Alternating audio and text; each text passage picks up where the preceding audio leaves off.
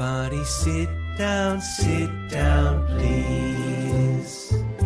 Everybody sit down, quiet, please. Everybody sit down, listen carefully. Everybody sit down, please. It's story time, it's story time.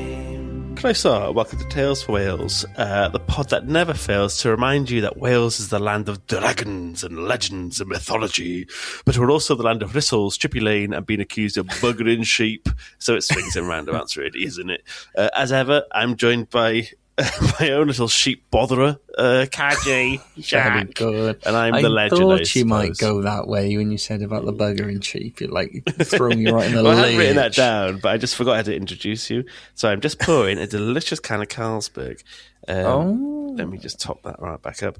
What are you having? I've just switched to the rums, mate. Oh, early doors. Early doors.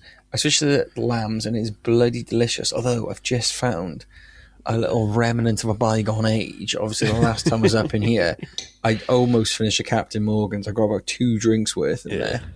That's going first next time, because you got to get rid of, as much as I love Cappy Morgan's, it's not it's like no great, lambs. is it? It's no lambs. I mean, it's so actually fine first. Yeah, it's not as I'm going to switch to the rums a little bit later on. It's still a bit early for that, and I've got a few more cans. It's actually, no, to be fair, it's my last can. So after this, I'll be on the older Absolute switch straight back. I got loads of cans left. I got no cans left. Well, I do, but they're not cold. Envy. I ain't got no cold cans. I had like a couple of cold cans on a Thursday Eve. Well, you would be the first person to be saying Carlin cold, best beer going, but Carlin from a warm, can. Dindy. Oh. Well, I also, Carlin from a can, I think, is beautiful. I think it's God's nectar. Carlin from a pint. No one gives a fuck about Carlins. They never have clean pipes, and they always give you that weird tit head. It's always got like a little frothy tit. Absolute cone head, yeah. Yeah. I wouldn't normally order a Carlin in a pub, but if I'm getting cans for the house, it's got to be Carlin every time. But today's Carlsberg, this is remnants of Christmas past. These are the ghosts of Christmas past here. I'm swigging on down. Anyway, how you been, mate? You all right? Should we not start this week off by discussing geopolitics like we did last week? No, this one, we're not going to do that. I'm going to go straight in with Brussels banter, okay? I'm going to be talking about what we did in Brussels. By this point, when the episode comes out, it'll be Dorse weeks ago. That's Die weeks ago in Welsh. That's 2 weeks ago in English. Trilingual. Trilingual right there, guys. But yeah, we had a great time, didn't we? It was good fun. We ate, we drank, we laughed. We fell in love. We fell in love once again. No, we actually went to see some sights, didn't we? Yeah, we did. Some boring sight you made to go see. For those, well, how dare you? I thought that was an absolute hit. I was so anxious that no one was going to like it. But we went with, for the listeners, we went with our partners. So it was 10 of us, boys and girls. And originally we were like, I don't think the girls know what's in store for them, that we're all just going to be like, the boys are going to be like booze, booze, booze all the time, pubs, pubs, pubs. But we actually did go and see some sights. Yeah. I mean, it would have been better had it been booze, booze, booze. But yes, I agree. It tempered our fun. My God, to see all these fucking sights. We kept hoping every night the girls would go to bed early, but god damn, they had like strong minerals. One of those nights was so fun. You were like, "There's a plan in place. We're all going to push him to go to bed early." Oh no, love, no, go to bed. Go on. Are you tired? You no problem. Yeah. And then at one point, it was obvious that a load of them were not going to bed, and it was like we failed. This whole night's been a catastrophe. Yeah. And then we kind of got it in the neck for like heavily begging them to go. We're like, are you a bit tired or something, my love? You don't want to be up all night, do you? You don't want to be in the bar with us all night. They saw through it so quickly. They were like, I don't think we were very subtle, to be honest. We were like probably going, stay as long as you want, love. And then like literally in their earshot going, this is a bloody stay now. I guess we're not going to the Celtic bar anymore. Yeah, we were desperate to head to this bar that had a Welsh flag on it. I was gutted that I didn't go to there, but I couldn't make my tears known to the group. Yeah. Oh well, we did our best, didn't we, mate? It was still good fun. It was still very good fun.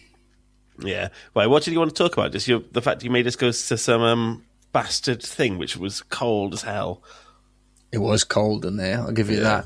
I I'll give stupidly you that. piped up at one point and said, "Oh, there's this thing called the Hell Gate. That's like an old medieval gatehouse in Brussels," which sounded right up mine and Franco's street, but there was like the rest of the gang to consider. And then we went, "Oh, we'll do that." And then as we were approaching, I was like, "Oh, this is going to be shit." And it was all covered in scaffolding, and we had like, and the lady working there. Oh my god, fucking the most miserable woman ever. She was like a fucking golem. She like just lumbered about and like had no enthusiasm for anything. Wouldn't look up from her phone, and it's like she's at a tourist attraction. Only us there. There was only the 8 of us there, and that she was like, "Oh my god!" And when we walked past her, I went, "Oh, you know what they say? Love your job, you never work a day in your life." And she was just like, and she just did the classic golem groan as we left. But I thought that was quite good, especially when we got to the armory at the end and I saw a genuine claymore. Yeah. I saw some halberds. I saw some bardishes. It was fucking pretty cool. That was cool. I'll give you that. That was fun. And it was fun to give you that one. We kept thinking, but what was Wales like during this time? I don't really care what Europe was like. We said that afterwards to me because it was the actual place was built in the 1200s, and we were like, "Oh, that's fucking Llewellyn's time," and we were like, "Why isn't this like little audio player thing talking about what was going on in Wales at the time? For fuck's sake!" Yeah. Well. Did you have anything specific you wanted to say, or were you just looking to reminisce? I was just looking to reminisce, mate. Just hate being back in work now. After coming back. It's rotten, yeah. But it did make me really keen for a lads' weekend away. Because next time we go to lads' weekend, let's do the exact same thing, go to Brussels. Yeah. Although, Brussels, I'd say, is a bit of an old run-down town. It was a bit mucky. It needed a bit Some of it was a bit mucky. And it was mucky. very fucking expensive. Yeah, and I wouldn't say the food was awfully great. It lost for a fucking beer at one point. I don't think the food there was like... No, amazing. I agree. I mean, I didn't sample a lot of local cuisine, but like... Well, we tried to. We had that mussels, which was fine. Great. Yeah, I think there's a lot of touristy spots so much there, which really... In it, yeah. I think the touristy spots are really like if you go to London, even though London's a huge city, there's so many fucking amazing places for food, and you don't have to just go to like touristy trap places. Where I think a lot of them there were all like, it was very hard to find anywhere that wasn't kind of super expensive and wasn't amazing. But that said, it was a right laugh, and we did get to drink I will loads. say the pasta place we went to on the last night was absolutely banging. Like that pasta was class. Yeah. Huge. Yeah, and we made everyone double up their pasta, and then all the girls couldn't finish their pasta, so then we all got doubled servings. Weak. We got double dose, which was delicious. That was great. That was a tactics at work there. I got some things I was going to go through, which I hadn't mentioned, because I thought you were going to tee up for a great anecdote, because I didn't really think there was a huge amount of pod-worthy stuff that happened there. I've teed it, and then it's like there's not worth even going for it, you know? So it's like going to say, we went on a couple's weekend away. There was no great bands. It was all right. It was laugh. One of the things, I got loads of notes because we haven't really done this in ages, but this is stopped now. But I kept having these, just as I was falling asleep, I'd get like a little bit of a panic attack, but it wasn't really anything much. And then it was happening all the time, so my sleep was really bad. And then, as I fell asleep one night, I had this giant crash, and it literally sounded like loads of plates had fallen, or like a gunshot had gone off, and it was so clear as day, and it fucking made me jump out of bed. I was like, what the fuck was that? And it was like right, but it sounded like it was in the center of my head. And then it happened again, and like a few nights later, so I spoke to the doctor about it, and she was like, that sounds like exploded head syndrome. And I was like, exploding head syndrome? And I was like, you fucking mad? What do you mean exploding head syndrome? And she said, oh, it's actually called, she gave it its like real name, or like, let me just Google what it's actually called. I forgot to. But it's a phenomenon which people get. It's called, for short, EHS, but that's just exploding head syndrome. But it's got another term where it's like it usually comes from being extremely tired, and it's absolutely fine. There's no like health implications with it at all, but it comes from high stress or sleep issues. And the way she said it, I was like, yeah, maybe don't call this thing that anxious people have exploding head syndrome. About to explode any second now. Yeah. Yeah. Oh, and I never told you at my Christmas party, which is fucking like, this is going to stay with me until I think on my deathbed. It was so funny at my Christmas party. They had like this drag queen do like a bingo. Oh, you said how much you loved it. Yeah. It was the funniest night of my life. And all she was doing, the drag queen, right? She was going like, jingle bells, da da da da. She would just do that, and then she'd pretend to be riding a horse, and then go and then sing that part, really go jingle bells, jingle bells, jingle bells, and push the horse figure. And I was like, this is good gear. It doesn't matter where you're from. That's funny. A man dressed as a woman singing jingle bells. What more do you need? Yeah. But she said, one of the things was she needed someone to do a party trick, and no one went up to do one. And I was a bit drunk, and I was like, "You did mention this." Yeah, you mentioned this. I said, so I was like, I said to my friend next to me, I went, I can say, Llanfair get 100% City go. But I didn't say that to her. I said, I can say the longest place in Britain. And then she was like, right, go do it. And I was like, oh God. And I got up there, and it was only in front of my work colleagues, and I genuinely couldn't hold the mic. I was so scared and so stressed, and they're my friends. I don't give a shit. Like, I'm not that ass. But I was there like, oh my God, everyone's looking at me. And she was like, right, what can you do? And I was like, I can say you're representing Wales now, for God's sake. And so instead of saying Llanfair, get 100% City go, I went just like shouted it out, and everyone was like, because my friends were there, they went give a massive cheer, and I was so embarrassed because it was incoherent, didn't sound like anything, didn't really explain what it was. You didn't trigger, you didn't do anything. No, I didn't trigger, but I didn't even say, this is a Welsh place. If I just said Llanfair,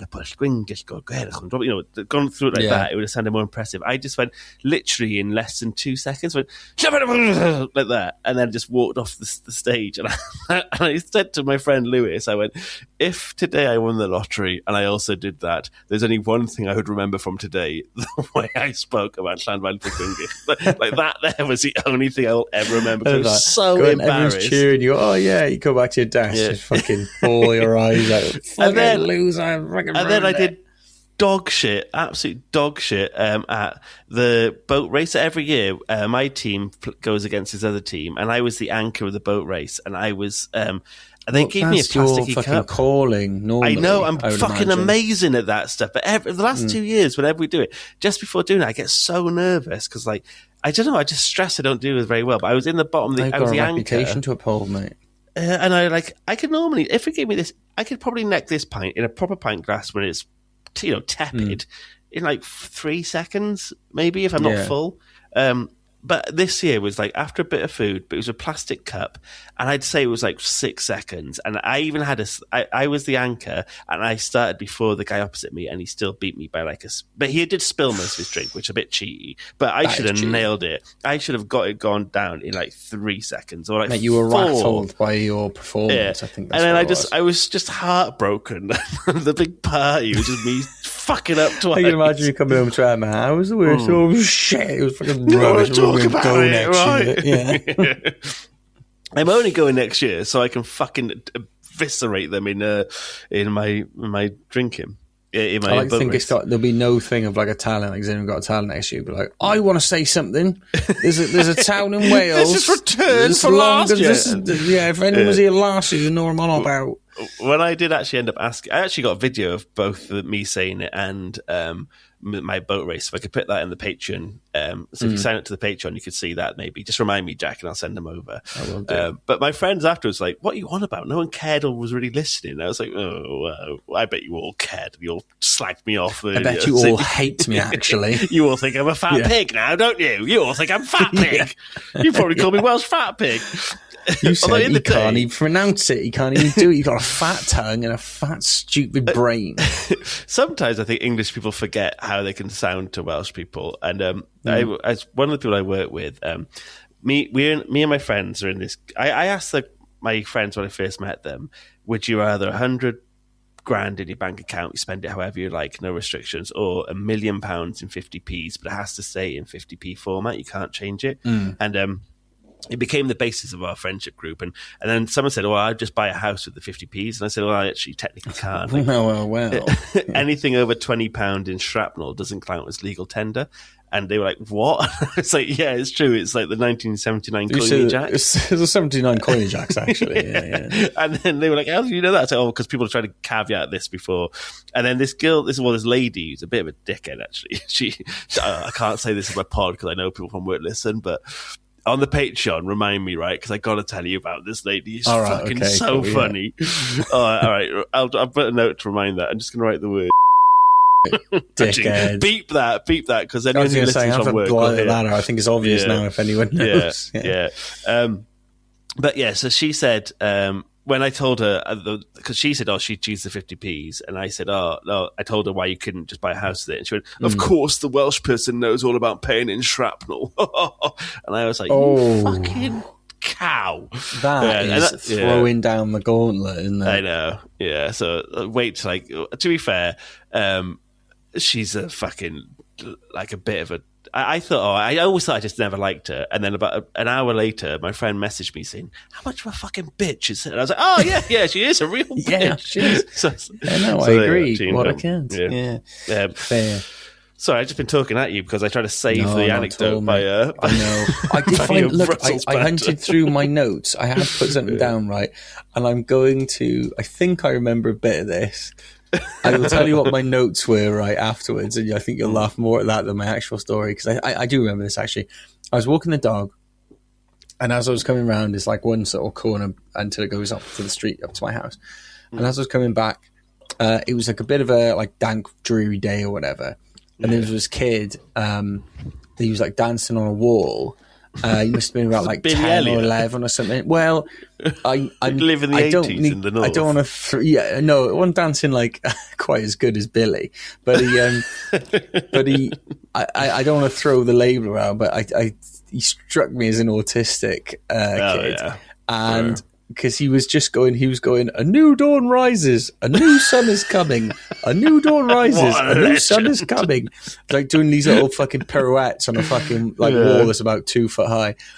I just walked past him and I was like, that's a bit unusual or whatever, but I said, that is like, I walked past that and go, it's a bit unusual, this like kid doing a bit of that. Imagine it was like 50 people in cloaks saying the exact same thing. I was like, that's cult level like scares right there. And imagine it's dark and they've got torches, and I was like, oh, horror movie. And then my mind just went to like a completely mad place. Well, when I was like, I used to live in Eastbrook, back in like, you know the train station Eastbrook, between Barry and Cardiff. I used to live there, which is a little bit like, there was like quite a few, it was like a council estate, and had a few like scary people. This guy had this massive dog called Spike, and it was same dog from one of those like long nose ones that are like Sid has from something like that. It's the one from like Toy Story. And I used to ride my bike around singing Les Mis songs, going, can you hear the people singing the song? And that dog chased me once, and I was on my bike, and had just been singing it, and then this terrifying dog chased me as I was singing camp little musical numbers. I like to think your tempo just sped up. You kept singing, but you just sped up as you were going. Look down upon my fellow man. Yeah, so I feel for that kid. So what were your notes? My notes. Autistic kid, new dawn, new sun. That's what I put down. That sounds like a bit of a haiku or something. Yeah, it does a bit. But yeah, that's all I got. I promise new listeners I'll have something better next week, all right? You've only had months to plan, but we'll... I know. I've written a huge, lovely, descriptive, rich story. So, yeah, my time was taken up. From one mythical tale of an autistic lad singing on a wall to another autistic lad talking about Welsh history. Over to you, Jack. Very good, very good. So yeah, as you can see from the title, this is the tale, the myth, the legend of Cyfranc Lludd and Llefelys, aka the adventure of Lludd and Llefelys. So, Lludd Llaweraint, Lludd of the Silver Hand in English, was one of the sons of Dawn and Beli Mawr. And his family includes some big hitters from Welsh mythology, like his brother Gwydion and his nephew Llefelys. If you want a sort of general idea of this Welsh pantheon, give our other episode a listen. We did one called the Welsh Mythology, the Pantheon of Welsh Gods and Goddesses, and we go through like kind of the familial connections and sort of very, very briefly touch on their sort of accolades and their sort of great deeds and whatever. Highly recommend that one. It's one of our top ones, I think, because it's it's a very uncovered subject, the sort of Welsh gods or heroes or whatever you want to call them. So Lludd was originally called Neath in Old Welsh, but his name changed as the language evolved, and it sounded a lot better in its story. Like I said, the story is called Cyfranc Lludd and Llefelys.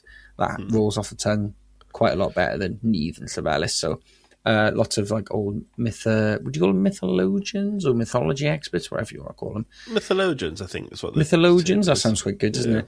A lot of them attribute it to, they just think basically the Welsh language is very what's soiniol in English? It's like flowing, melodic, whatever you want to call melodic, it. I think melodic. Melodic, something like that. Yeah. So Lludd and Llefelys just flows nicer than Neath and Llefelys. So a lot of the language sort of changed into that. To right. That sort of, am I right? As if, bro. Yeah, I like this story, mate. You're fucking you're hoodwinking us. I've tried extremely hard to make this story good, so you dare do that after this intro. All right. Yeah, right. So anyway, I'm going to go through his story today in a slightly different style to how we usually cover these things. So, previous listeners, you might think, well, what is this bloody fruity language Jack is using here? I love how anxious you are that you have to prefix it so much. You're a fantastic writer, so embrace it. Well, diolch yn fawr for that, my friend. But poor with words, great with I've great absolutely devoured this lamb's rum to like get my nerves through it. But anyway, to new listeners, we usually would be a bit more what's the word, like brisk through it. We'd like just cover the sort of main narrative points, and we'd probably riff and like do a couple of like jokey jokes about it. But I'm just stalling. I'm just stalling. Yeah. I'm just stalling. I don't know why you're so anxious. People actively choose to listen to this. I'm shaking it's not it like out. They hate you. Let me pour a quick one. You couldn't have a warmer audience because people want to listen. They actually sign up for this shit, right? I'm pouring myself another rum, and then I'm going to get into it. And I'm going to be like fucking Kenneth Branagh doing Hamlet. You fucking watch. Well, I'll entertain whilst you're pouring your drink. Listeners, write in saying you fucking hated this. You fucking never do an episode like that ever again. It was the most boring shit. Well, I tried to do that with Push, didn't I? Where I did like, and I did wrote a my own great version. bloody job of it. Yeah. So just enjoy it, isn't it? It can work.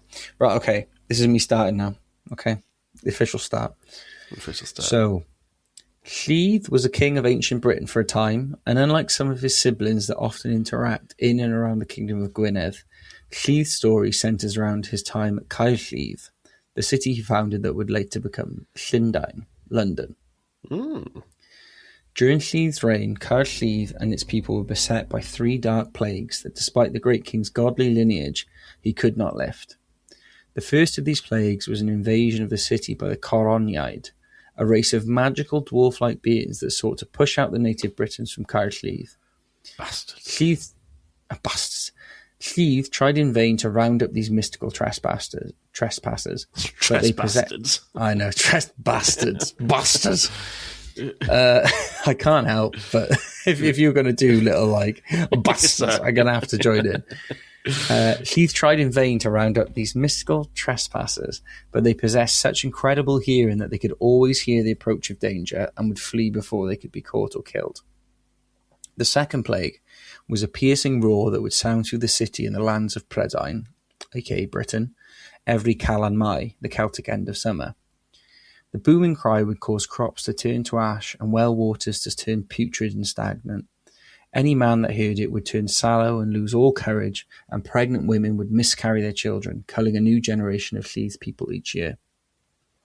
The third curse was that of disappearing provisions. no matter how bountiful the harvest or how much additional food Lludd procured for his stores, any food and drink the king and his people set aside would disappear as if by magic. After years of failing to eradicate these blights, Lludd sought the help of his ally Llefelys, king of Gaul. Llefelys was uncommonly wise, and with his help, Lludd determined the causes and solutions to these dreaded curses. Llefelys, using the full knowledge of his historians and alchemists, discovered the Coroniaid's weakness, and Lludd, knowing of their impeccable hearing, created a brass horn to speak with, so that their conversations would remain between them. Llefelys, placing one end of the horn to his mouth and the other to Lludd's ear, told the king of a concoction made from a specific insect that would be deadly to the Coroniaid, but harmless to Britons. Lludd set about gathering these insects en masse and had his own alchemist create the deadly solution, using the brass horn to deliver orders one servant at a time. Before long, the lethal brew was ready, and Lludd and Llefelys set about springing a trap. The great king invited all his city to an open square in the centre of Caer Lludd, spreading the word that he had a great announcement. The Coroniaid, arrogantly assuming they would have heard of any plans that might cause them harm, attended the gathering along with the native folk of Prydain, and once all had arrived, Lludd's men threw bottles and casks of the insect concoction over all present.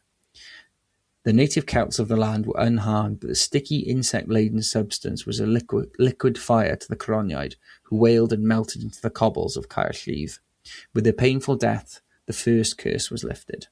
I thought this was going to be a tale of like the first instance of Chinese whispers, because you said he did it one by one, and ended up made them actually stronger. Yeah. That would have been a good origin story for the game. Yeah. The cursed whale of Calamai was the next challenge to best for the two kings, and both Lludd and Llefelys sent their best scouts throughout all of Prydain to find the source of the hellish shriek. That year, after the first sunrise of summer, the dreaded howl echoed through every home in every village, town and city once more, destroying the crops and waters of the land and the minds and unborn children of its people. Only after enduring this annual plight once more did the scouts return. They had found the source of the screaming scourge. They spoke of two mighty dragons locked in a vicious and bloody battle above Rhydychen, aka Oxford. One a beast of blood-red crimson, and the other alabaster white. The scouts had witnessed the struggle firsthand and watched as the two beasts raked claw and fang across each other's bodies, ripping scale and flesh from one another. Only when both creatures were bloodied and exhausted would they both fall from the sky, screaming an unearthly cry that carried to the very edges of Prydain. Lludd and Llefelys could barely believe their ears, but could not afford to delay themselves with doubt. With only a year until the next dawn of summer, Lludd and Llefelys focused their keen minds on hatching a plan. They took 3 days to ignite a spark of an idea, 3 days to refine their plan, and 3 days to gather the muscle and minds needed for the task. On the 9th day, they set out to Rhydychen with a small army of men to prepare the city for the next great battle of the dragons. The retinue the two kings had recruited consisted of Prydain's greatest miners, brewers, weavers, and wainwrights. The miners, hewers of the deepest stones, were tasked with digging an enormous pit precisely below where the two beasts had fought their battle in the sky. A large plot of land was still freshly painted with dragon's blood. This was where they would dig. The brewers, the greatest masters of mead, also known as mead, in all the kingdoms, were told to ferment the most potent and delicious nectar their skills could muster, and to fill a cauldron the size of a farmer's field with it. The weavers, artists of thread and needle, were instructed to create an enormous sheet of satin, large and strong enough to cover the great pit without tearing. The wainwrights, the finest craftsmen and woodworkers ever to set foot on the island of Prydain, set out to build a great and sturdy cart with wheels and pulleys that could transport and lift the heaviest cargo. All would hinge on each guild of master craftsmen completing their king's bidding by the next Calamai. As a new summer approached, the trap had been set. Rhydychen was now the site of a great pit. Within this pit lay a cauldron of sweet-smelling mead, large enough to sate a family of giants. Draped over the chasm of missing rock and stone was a taut satin sheet, green and indistinguishable from the grass of surrounding fields. As dawn broke, Lludd and Llefelys watched nervously on the outskirts of the city as two roaring dragons approached from opposite directions, a beast of red from the west and a monster of white from the east. The two creatures locked eyes as if they were the oldest of enemies and flew straight at one another, crashing into a flurry of claw slashes, bites, and painful screeches high above the ambush site. The feral battle raged on for hours until finally it seemed fatigue had taken hold of them. With an exchange of final blows sending hot blood misting into the sky, both beasts succumbed to their wounds and began to fall to the ground. That was a nice line. I liked that as well, the misting bit. That was good, wasn't it? Yeah. As predicted, the warring dragons both cried the most hellish sound any man, woman, or child had ever heard, and each man enlisted by the two kings grew pale and afraid at hearing it. Lludd and Llefelys could barely stomach the malevolent wail, even with their divine blood running through their veins. They watched as any crops in sight crumbled to blackened dust, any river or stream grew putrid and stale, and on the wind they could hear the cry of mourning would-be mothers. The two kings, shaken but unbroken, yelled words of courage and inspiration to their loyal craftsmen and implored them to hold their resolve, for this foul plague would soon be over. The two dragons fell exactly where the kings had predicted, and found themselves sinking through the sheet of fine satin instead of hitting the hard ground. The edges of the cloth slipped inward as the two creatures pulled it into the pit with them, and in an instant both red and white beasts had plunged into an enormous vat of golden mead. Both dragons, exhausted from their battle and enveloped by an impossibly strong satin sheet, struggled fruitlessly to escape the potent brew. Each failed flail of their limbs and each blundered gasp for air would end with them taking another gulp of the powerful concoction, and as they struggled on, the amount of mead in the cauldron grew less and less until both dragons succumbed to the deepest sleep. The retinue at Rhydychen had gathered their courage once more, and on Lludd and Llefelys' orders, used the Wainwrights' impressive wooden machines to hoist the great beasts up from the pit, wrapped in an unbreakable satin. They were placed on the impossibly sturdy cart, and all present set out to the most secure place in Prydain, Dinas Emrys, with the two kings allowing themselves only a moment to discuss if they had just produced the two drunkest animals the land had ever known. The brewer's mead had done its job, and the two dragons slept deeply for the entire journey to Eryri, aka Snowdonia. When they finally arrived, the miners were put to use once more as they dug beneath the hill of Dinas Emrys to reveal a huge capstone. The impressive pulleys and cranes were once again wheeled out and used to first lift the huge rock slab, revealing a large stone pit beneath it. The Wainwrights' winches were then used to hoist the two dragons from the cart they slept in, place them in the deep, dark pit, and seal them in by placing the stone slab back as they had found it. The miners piled the earth of the hill back atop the capstone, weighing it down so heavily not even great dragons could lift. The two beasts would eventually waken and battle endlessly beneath Dinas Emrys, shaking the earth when their fighting was at its most fierce. But the dreaded scream of the warring dragons was locked deep underground and never heard again. So ended the second plague. The keen minds of the paired kings would swiftly turn their focus to the third and final plague, the mystery of the ransacked food stores. I mean, I'd look for somebody who looked like me for that crop. Like, was it you? Yeah. Remember when we were in actually, this is a Belgian story. We had, harken back. We had unlimited croissant and continental brekkie. I suppose on the continent they don't call it continental brekkie; they just call it brekkie. It's called brekkie, am I right? Yeah, but they was fucking amazing. But I left like shards of pastry all around my chair and table. I'm a mucky pup. It was croissants galore at that breakfast one day. Yeah, it was good. I remember one morning I was ridiculed because they didn't have my little pots of chopped fruit anymore, and I just had 2 clems basically, which is my standard breakfast most days. Yeah.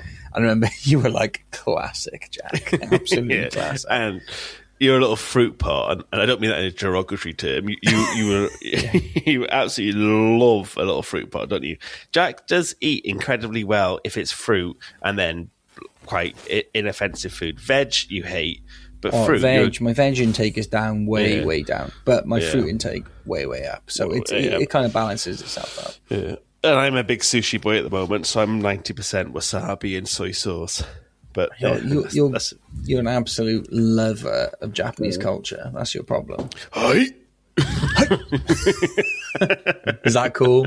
I think that's cool. I think you can do jab. I think that's fine. Probably shouldn't have shown this jab. I always think don't do that. I think you got to say the full Japanese.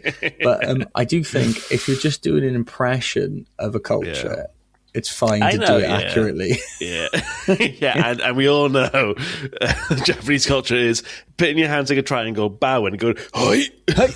Yeah, that is accurate, actually, guys. This is admitting my nerd card, but I've watched enough anime to know that you're spot on there, guys. Okay. Yes.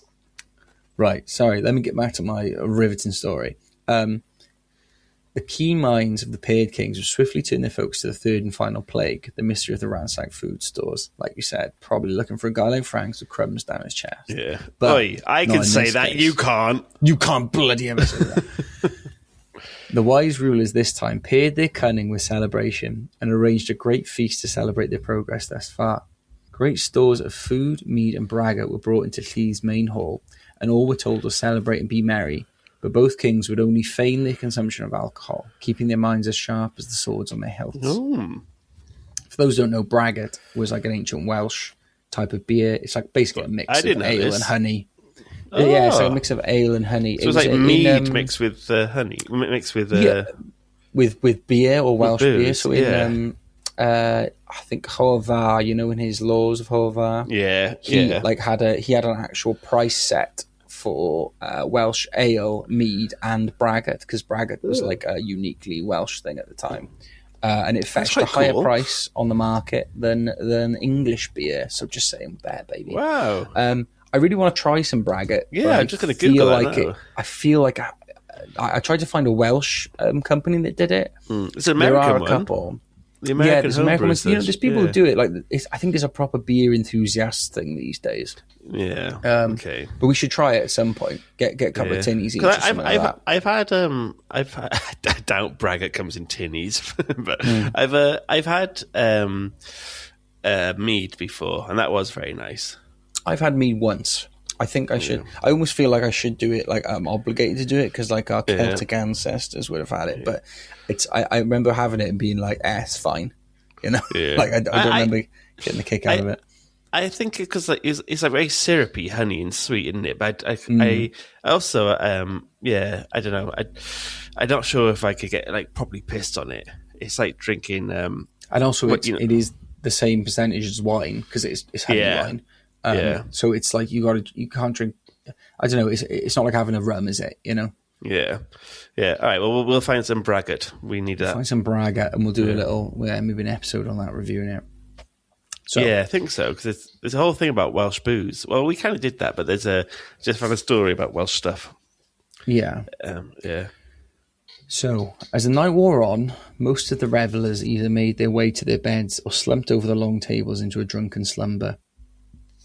Only the most hardy of drinkers and the two divine lords were left awake.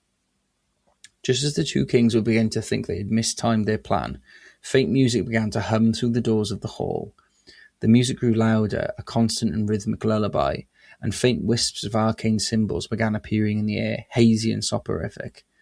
As the merrymakers succumbed to the enchantment, one by one they were forced into a deep sleep.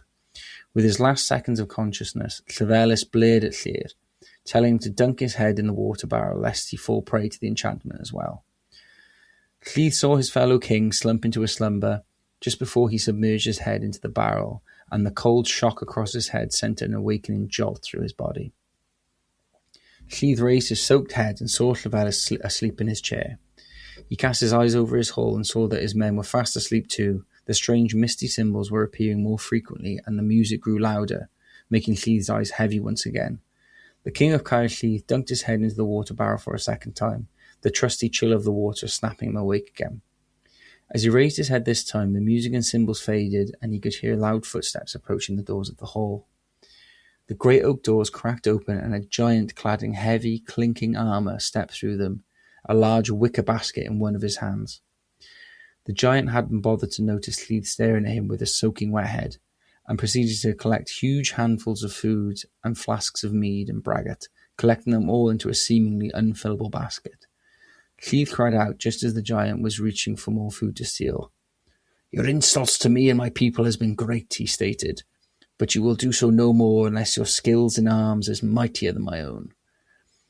With that challenge, the giant drew a great cleaver and weaved his sleeping magics once again into the air. Sparks flew as the giant and Lludd clashed blades, and the great king timed his parries and flourishes so deftly that he could douse his head in water mid-battle to ward off the enchantments. The giant was a fierce fighter, but could not duel long with Llefelys, and it was not long before the king disarmed the armour-clad thief and held his sword to his throat. Ooh. The giant begged for his life and promised to return all that was stolen from Llefelys over these many years. Absolute coward. The merciful Lludd agreed to the terms and made the giant swear to never use his sleeping magic again. Llefelys and the others soon awoke, but had no memory of the strange music and symbols that bewitched them. Lludd told Llefelys and his men what had happened, and that the armoured giant was now a servant of Lludd, bound to his orders. And thus the third plague was lifted. Ooh. And that is the story of Lludd and Llefelys. If I was any of them, I would be the giant, very clearly aligned with your unfillable hamper full of booze and food. And if I had like a Bernard's Watch style thing, it would mostly be spent like stealing from Greg's and getting free pints. So I think there'd be a guy in Greg's dunking his head, challenging you to a duel. Yeah. No more fucking pasties for you, mate. That's what he said. So, little notes about the story. Llefelys is sometimes described as Lludd's brother, and some mythology experts actually suggest that Llefelys is like a mutated form of Lle, and it's actually his nephew Llefelys that's the king of Gaul. Yeah. It's for anyone. Where is Gaul? Gaul is that's the ancient land of the Celts. So it covers. So not just the Gauls who like fought the Romans. They're the original Celt. They're the original Celts, right? So it covers like France, a bit of Germany, bit of top of Spain. Yeah. The Celts who settled in Britain and became the Brythonic Celts, they came from Gaul, basically. Okay. So this with the Welsh myths, anyone who's like new listening to anything we've talked about mythology-wise, go back. Welsh people didn't write a lot of stuff down back in the day, like Celtic boys. We're yappers. We're the original. Wales was the original home of the podcast. Exactly, the original pod yappers. Yeah, and so it was all done by like oral history and stuff like that. So there's different variants of these myths and legends and all that. Mine being the latest iteration. Am I right, guys? Yes. I thought it was very well written, and you should have more confidence in yourself because you were very good at it. Much, and I enjoyed it. Getting nervy before I fucking said I know. About it. Also, anyone listening who grew up in Wales or was big into the Arthurian tales, they might have recognised the bit with the red and the white dragon battling. Yeah, that's what I thought for a second. I thought it was. Yeah. That's in Eryri as well, isn't it? That's.